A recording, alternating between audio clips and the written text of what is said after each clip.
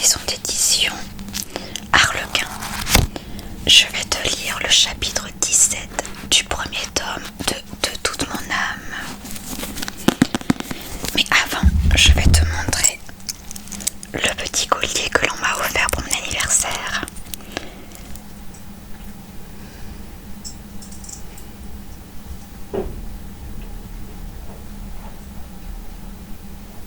Et du coup, si tu l'as deviné, il s'agit bien du retourneur de temps dans la saga Harry Potter, parce que oui, je suis une très grande fan d'Harry Potter. Et d'ailleurs, il y a un petit sablier, et quand on le retourne, le sable s'écoule.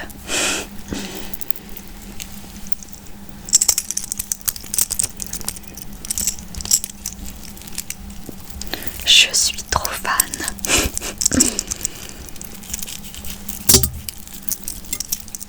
En plus, j'adore le son que cela produit.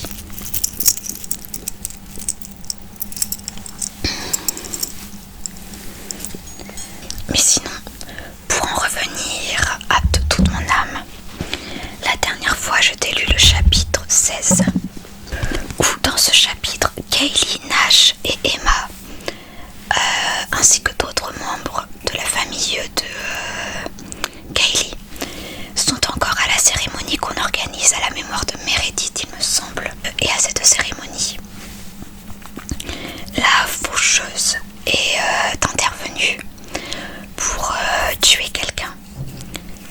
Et il s'agissait de la meilleure amie de Kaylee, donc Emma. Sauf que Kaylee est intervenue avec Nash.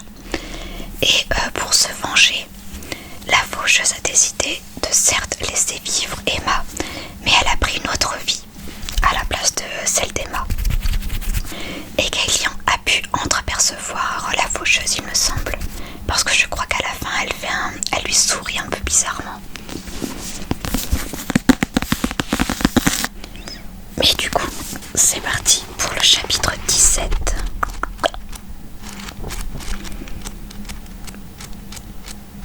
Chapitre 17. Chapitre 17. Chapitre 17. Les premiers éléments d'information filtrèrent de la foule, heureusement concentrés pour l'heure à l'autre bout du gymnase, et parvinrent jusqu'à nous. La victime était élève de première, une pop-up girl appelée Julie Duc. Je la connaissais de nom, lequel m'évoqua une image vague de son visage. Elle était jolie et très appréciée de tous, et, si ma mémoire ne me trahissait pas, elle était plus sympa et tolérante que la plupart des autres brandisseuses de bonbons. Lorsque, au bout de plusieurs minutes, ils surent constater que le pouls de Julie ne repartait pas, les adultes commencèrent à rassembler les élèves et à les pousser vers les portes de sortie, presque comme un seul homme. Nash et moi fûmes autorisés à rester sur place, car nous devions ramener Emma chez elle. Mais les professeurs refusèrent de la laisser partir, tant que les médecins urgentistes ne l'auraient pas examinée. Toutefois, Julie demeurait la priorité absolue. Aussi, dès leur arrivée, la proviseure conduisit-elle directement les ambulanciers vers l'attroupement qui s'était formé autour de la victime. Hélas, il était trop tard. Même si je n'en avais pas déjà eu la certitude, il m'aurait suffi pour m'en convaincre d'observer leur attitude et le manque d'empressement qu'ils mettaient à accomplir leur tâche. Pour finir, ils emmenèrent Julie sur un brancard recouvert d'un drap. Puis un urgentiste en pantalon noir et chemise d'uniforme repassée avec soin traversa le gymnase dans notre direction, sa trousse de premier secours à la main. Il examina Emma avec minutie, mais ne décela rien qui ait pu provoquer sa perte de connaissance. Son pouls, sa pression artérielle, sa respiration, tout paraissait normal. Son teint était rose et éclatant de santé. Ses pupilles se contractaient normalement et elle avait de bons réflexes neurologiques. Le médecin conclut qu'elle s'était simplement évanouie, mais lui conseilla tout de même de venir à l'hôpital pour des examens plus approfondis, juste au cas où. Emma tenta de refuser, mais la proviseure emporta le morceau en téléphonant à Madame Marshall,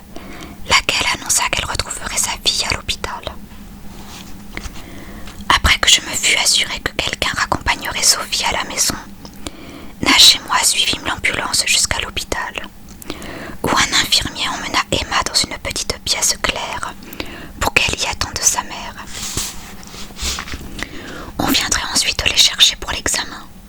Dès que l'infirmier fut parti en fermant la porte derrière lui, Emma nous dévisagea avec une expression de désarroi mêlée de peur. « Que m'est-il arrivé ?» demanda-t-elle, déteignant les oreillers pour s'asseoir bien droite sur son lit d'hôpital, les jambes croisées en position du lotus. Sans blague. Je jetai un coup d'œil vers Nash qui venait d'extirper un gant de caoutchouc d'une boîte fixée au mur. Il se contenta de hausser les épaules et de désigner Emma du menton pour me donner le feu vert. Commençai-je d'une voix enrouée, ne sachant pas trop jusqu'à quel point je devais lui dire la vérité. Ni comment la formuler, ni si ma voix de grenouille allait tenir le coup. « Tu es morte », laissai-je tomber. « Je suis morte », répéta Emma, les yeux écarquillés d'ébahissement. De toute évidence, elle ne s'était pas attendue à ça. Je hochai la tête, puis repris avec hésitation. « Tu es morte, et nous t'avons ramenée à la vie. » Elle dégloutit péniblement. Son regard arrivé à moi se déplaça vers Nash, qui pour l'heure soufflait dans le gant jetable, puis de nouveau vers moi. « Vous m'avez sauvée, genre vous m'avez fait du bouche à bouche. » De soulagement, ses bras se détendirent, ses épaules retombèrent. À n'en pas douter, elle avait craint quelque chose de moins banal. Si bien que j'envisageais un instant d'acquiescer, tout simplement. Mais je me fis la réflexion que personne ne corroborait notre histoire. Nous étions donc obligés de lui dire la vérité.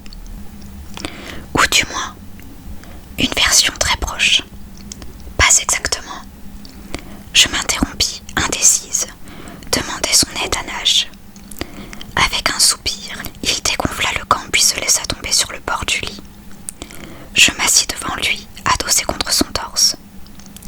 J'avais à peine rompu le contact physique entre nous depuis que j'avais chanté pour l'âme d'Emma, et je n'avais pas l'intention de me séparer de lui avant longtemps.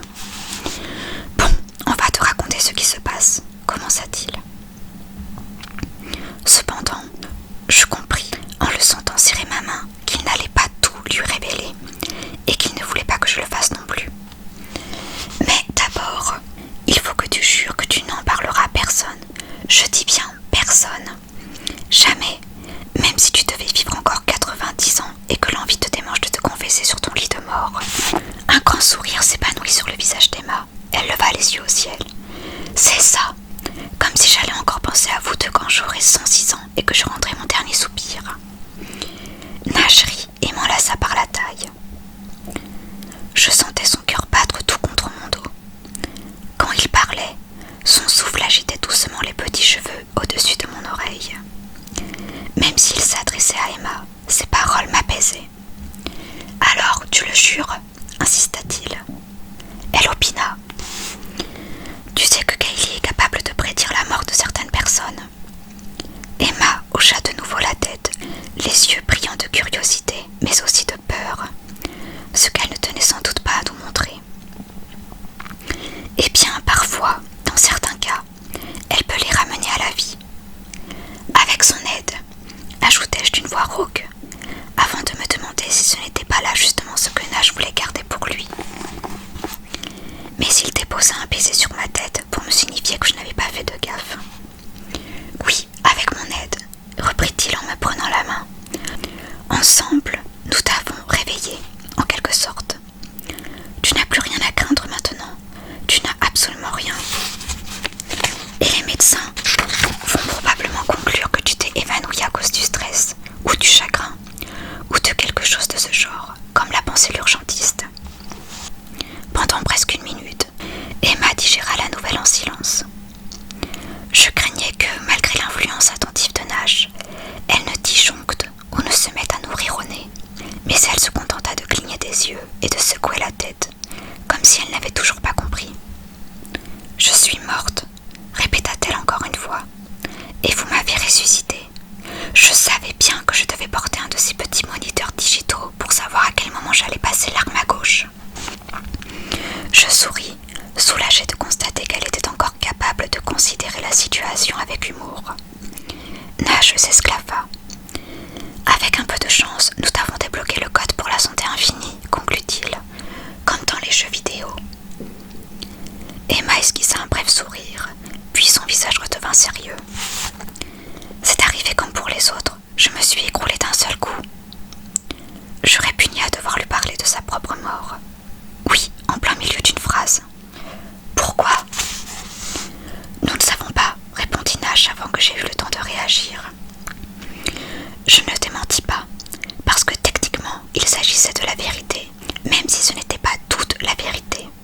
Et parce que je ne voulais pas mêler Emma à une affaire impliquant une faucheuse psychotique et hyper macabre. Elle réfléchit un instant, effleurant du bout des doigts le drap blanc de son lit d'hôpital. Quand sa main rencontra la télécommande, elle s'en saisit, considéra quelques secondes les différents boutons, puis releva les yeux vers moi.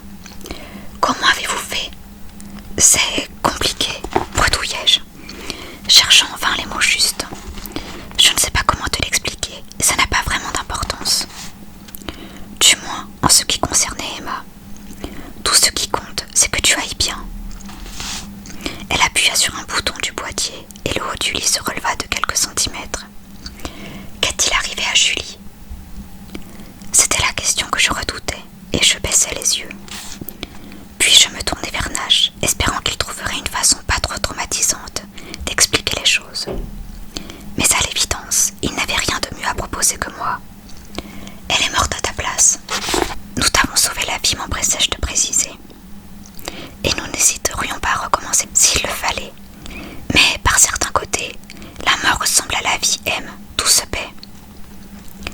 Emma tressaillit, crispa la main sur la télécommande. Le lit descendit et elle ne le remarqua même pas. Se paie, vous avez tué Julie pour me sauver. Non, m'indignai-je, tendant la main vers Emma qui se recroquevillait sur son oreiller, horrifiée. Nous n'avons pas tué Julie, mais quand nous t'avons ramenée à la vie, nous avons créé une sorte de vide et il fallait qu'il soit comblé. Ce qui n'était pas, à strictement parler, la vérité. Mais je ne pouvais pas entrer dans les détails, sauf à lui parler des banshees, des faucheurs et autres sinistres créatures que je ne comprenais pas moi-même. Emma se détendit un peu, sans toutefois faire mine de se rapprocher de nous. « Vous le saviez au moment où vous m'avez sauvée ?» demanda-t-elle. Une fois encore, je fus surprise par la perspicacité de ces questions. Elle ferait probablement une bien meilleure banshee que moi. Derrière moi, Nash s'éclaircit la gorge, prêt à répondre au pied levé. Nous savions que c'était une possibilité, mais comme d'une certaine façon, ton cas constituait une exception, nous espérions que ça n'arriverait pas, et nous ne savions absolument pas qui partirait à ta place. Emma fronça les sourcils. Donc, tu n'as pas eu de prémonition de sa mort, Kaylee ? Non, aucune, c'était bizarre. Emma avait raison de le faire remarquer. Pourquoi n'ai-je pas pressenti sa fin prochaine ? Demandai-je alors en me tournant vers Nash. Parce que la raison de sa mort, c'est-à-dire la faucheuse qui avait décidé d'emporter son âme, cette raison n'existait pas jusqu'à ce que nous ayons ranimé Emma, ce qui prouve que Julie n'était pas destinée à mourir non plus. Emma serra l'oreiller contre sa poitrine. Elle ne devait pas mourir. Non. De nouveau, je sentis la culpabilité m'envahir. Emma venait de passer tout près de la mort et elle n'avait personne pour l'aider à comprendre vraiment ce qui s'était passé. Il y a quelque chose qui cloche, lui dis-je pour la soulager un peu. Nous essayons de découvrir quoi, mais nous ne savons pas vraiment par où commencer. Et moi, je devais mourir. Le regard d'Emma me transperçait. Je n'avais jamais vu ma meilleure amie si vulnérable et si effrayée. Nash la rassura fermement. Non, c'est pour cela que nous t'avons ramenée. J'aurais voulu pouvoir aider Julie aussi. Emma tiqua. Qu'est-ce qui t'en a empêché ? Nous n'avons pas été assez rapides, répondis-je. J'ai, disons, tout dépensé pour toi. Qu'est-ce que ça veut dire ? Mais avant qu'elle ait eu le temps d'achever sa phrase, la porte s'ouvrit. Une femme d'âge moyen, vêtue d'une blouse de la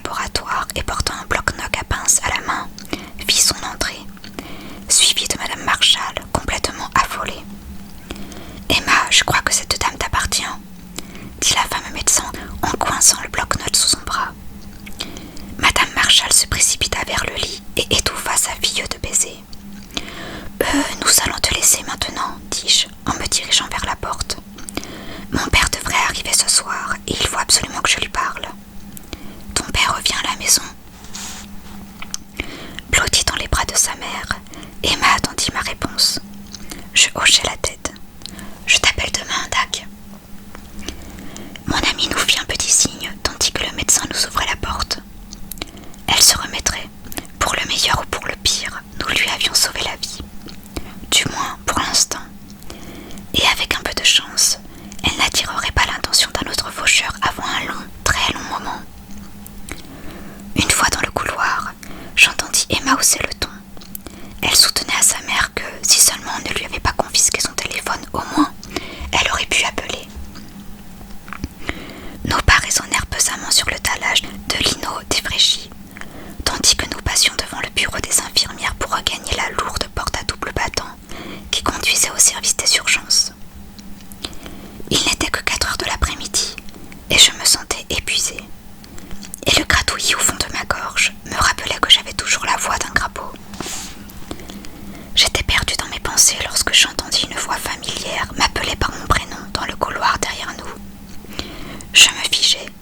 Surpris de me voir tétanisée, Nash s'arrêta aussi. « J'ai pensé que tu aimerais quelque chose de chaud pour ta gorge, » poursuivit la voix. « On dirait que tu l'as drôlement surmené aujourd'hui. » Je pivotai sur mes talons et découvris Todd, un gobelet fumant dans une main et dans l'autre une potence à perfusion vide. Nash se raidit. « Qu'est-ce qu'il y a ?» me demanda-t-il. Je lançai au faucheur un regard interrogateur. Todd haussa les épaules et sourit. Il ne peut pas me voir, ni m'entendre tant que je ne l'aurai pas décidé. Puis il se tourna vers Nash, et je pressentis que ce qu'il allait dire maintenant, il voulait justement que Nash l'entende bien. Et tant qu'il ne se sera pas excusé, toi et moi poursuivrons notre petite conversation sans lui. Nash enracha aussitôt. Il fouilla du regard ce qui, selon toute vraisemblance, n'était encore pour lui qu'un couloir vide. « Bon sang, Todd !» siffla-t-il avec colère. « Laisse-la tranquille. » Todd afficha un grand sourire, comme s'il s'agissait d'une petite plaisanterie entre nous deux. « Je ne la touche même pas. » Nash serra les dents. Je levai les yeux au ciel et pris la parole avant qu'il ne dise quelque chose que nous regretterions tous. « C'est ridicule. Nash, sois gentil. Et toi, Todd, montre-toi, sinon je vous plante là tous les deux. » Nash garda le silence, mais réussit tout de même à se détendre un peu. Et à l'expression de son regard, je sus exactement à quel moment Todd lui apparut. « Qu'est-ce que tu fais ici ?» lança-t-il au faucheur. « C'est là que je travaille, je te rappelle. » Todd lâcha la potence et s'avançant vers moi d'un pas tranquille, me tendit le gobelet en carton. Je le pris sans réfléchir. J'avais terriblement mal à la gorge et une boisson chaude me ferait du bien. Je bus une petite gorgée à travers le trou minuscule percé dans le couvercle. Un goût sucré de chocolat crémeux, parfumé d'un soupçon de cannelle, surprit agréablement mes papilles. Je gratifiai Todd d'un sourire reconnaissant. J'adore le chocolat chaud. L'air détaché, il haussa les épaules et enfonça les mains dans les poches de son jean. Toutefois, ses yeux trahissaient sa satisfaction. Je n'étais pas sûre que tu aimes le café, mais je me suis dit qu'avec le chocolat, je ne risquais pas de me tromper. J'entendis Nash grincer des dents. Il referma plus fort sa main sur la mienne. Allons-nous-en, Kaylee. J'acquiesçai, puis haussai les épaules d'un air contrit en regardant Todd. Oui, il faut que je rentre. Pour voir ton père, sourit Todd narquois. Et tous les points qu'il avait marqués en m'offrant un chocolat chaud, il les perdit à l'instant pour s'être immiscé dans ma vie privée. Tu m'espionnes. Une porte s'ouvrit sur le côté droit du couloir. Un aide-soignant en sortit, poussant un vieil homme dans un fauteuil roulant. Ils nous jetèrent un bref coup d'œil avant de s'engager dans la direction opposée. Par précaution, Todd baissa tout de même la voix. Je n'espionne pas, j'écoute. Je suis bloquée ici 12 heures par jour, et il serait ridicule de prétendre que je ne suis pas au courant de certaines choses. Qu'as-tu entendu ? Demandai-je. Todd nous toisa, puis coula un regard bureau des infirmières au bout du corridor, à l'embranchement de 2 autres couloirs. Il désigna une porte fermée, ne portant aucune plaque numérotée, et nous fit signe de le suivre. Nage m'emboîta le pas à contre-cœur. Todd s'effaça devant la porte comme pour dire « Après vous », mais quand je voulus ouvrir, la porte refusa de tourner. « C'est fermé à clé. » Oups. Todd disparut. Quelques secondes plus tard, la porte s'ouvrit de l'intérieur, révélant le faucheur. Il se tenait dans un petit placard de rangement au mur tapissé de rayonnage, sur laquelle s'entassaient médicaments, seringues et autres fournitures médicales de toutes sortes. J'hésitais, craignant que quelqu'un n'entre et nous surprenne. Évidemment, les faucheurs, eux, avaient toujours la ressource de s'éclipser en un clin d'œil pour éviter les ennuis, mais pas les banshees. Un léger craquement nous parvint de l'un des 2 autres couloirs. Les pas arrivaient droit sur nous. Nash me poussa précipitamment à l'intérieur du cagibi et referma la porte.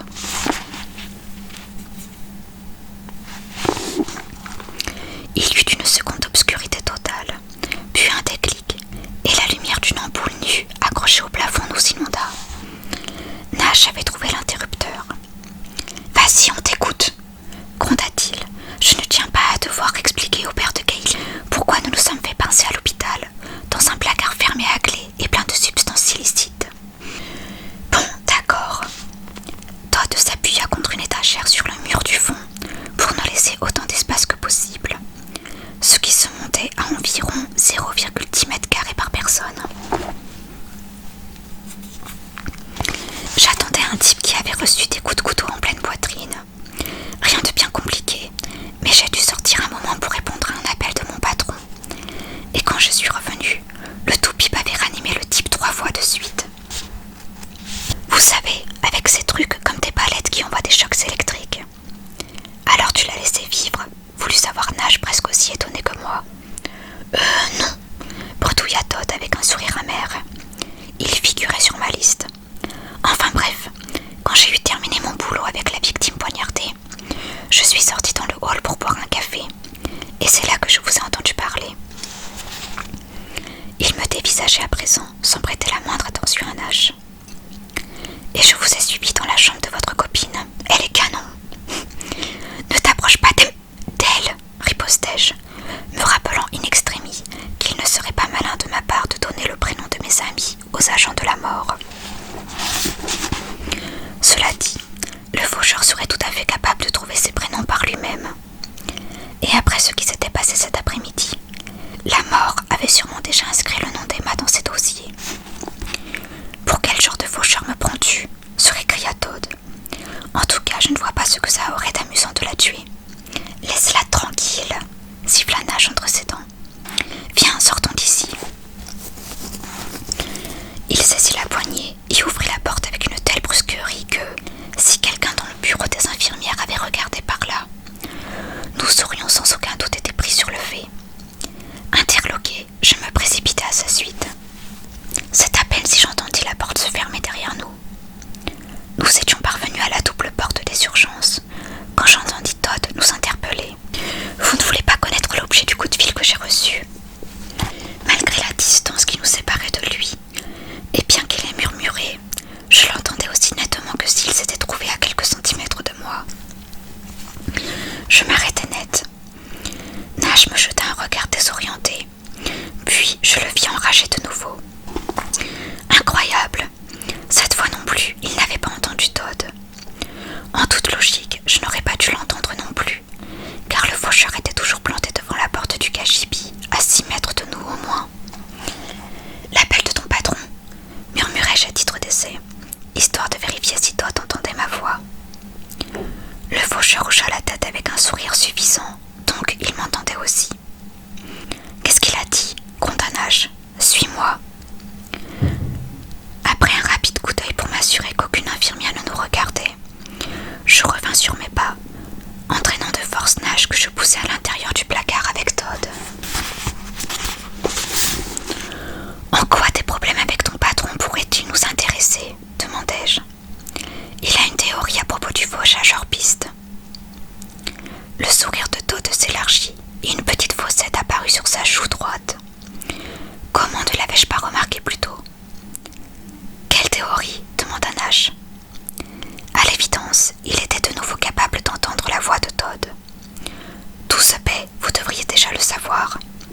Très bien, répondis-je en soupirant de frustration. Alors, dis-nous ce que tu sais et nous ferons pareil de notre côté. Todd laissa échapper un petit rire. Vous bluffez, vous ne savez rien du tout.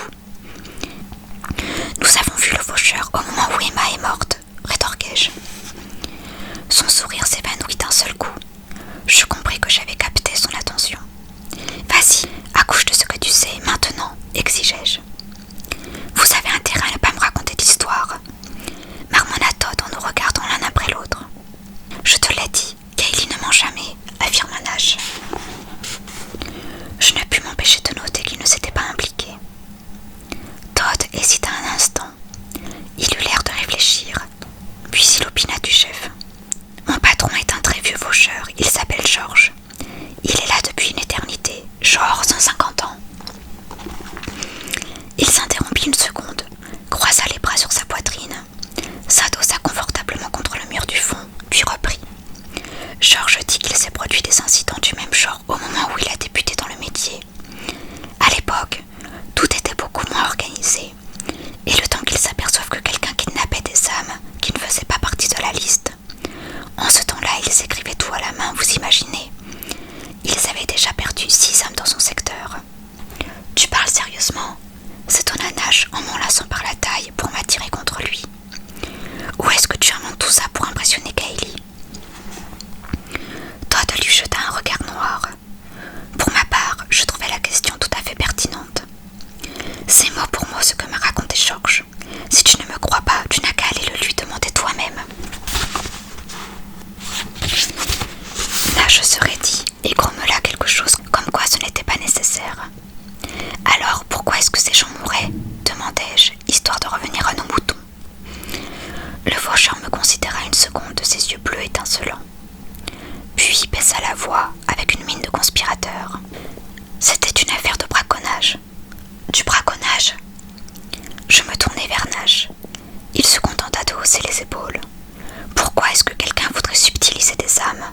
Bonne question, approuva Todd avec un grand sourire. Un sourire qui me rappela celui de certains spectateurs dans les salles de cinéma qui jouissent des scènes sanglantes parce qu'ils ont l'assurance qu'il ne s'agit que d'hémoglobine de cinoche et d'effets spéciaux. Les âmes désincarnées n'ont pas grande utilité dans ce monde. Le faucheur laissa sa phrase en suspens. Une sensation d'écœurement me retourna l'estomac. Mais elles en ont une au royaume des ténèbres, terminai-je à sa place. Todd hocha la tête d'un air surpris, visiblement impressionné par le fait que de mon nez de petite débutante ne sortait plus de lait. Les âmes sont une denrée rare dans le monde d'en bas, quelque chose entre la friandise et le produit de luxe. Elles sont très demandées, et de temps à autre, il arrive qu'une cargaison entière disparaisse pendant le transit. Une cargaison d'âmes, répétai-je, secouée par un frisson de terreur. Et le transit entre où et où? Ce fut Nash qui répondit. Il semblait à la fois heureux de connaître la réponse et ennuyé de devoir la fournir. Entre ici et l'endroit où elles sont, recyclées. Tu veux dire réincarnées? Ouais. En se redressant, Todd se cogna la tête contre une étagère du haut. Il se frotta le crâne et poursuivit. Mais si une cargaison n'arrive pas à bon port, les âmes ne peuvent pas être transmises. On est alors obligé de les remplacer par des nouvelles. Ce qui fait que parfois, on tombe sur une âme flambant neuve. Je notais dans un coin de ma tête qu'il me faudrait lui demander plus tard comment on faisait pour reconnaître une âme neuve. Et ces âmes détournées sont emportées au royaume des ténèbres, dis-je à tout hasard dans un effort pour suivre le fil. Tu veux dire que mes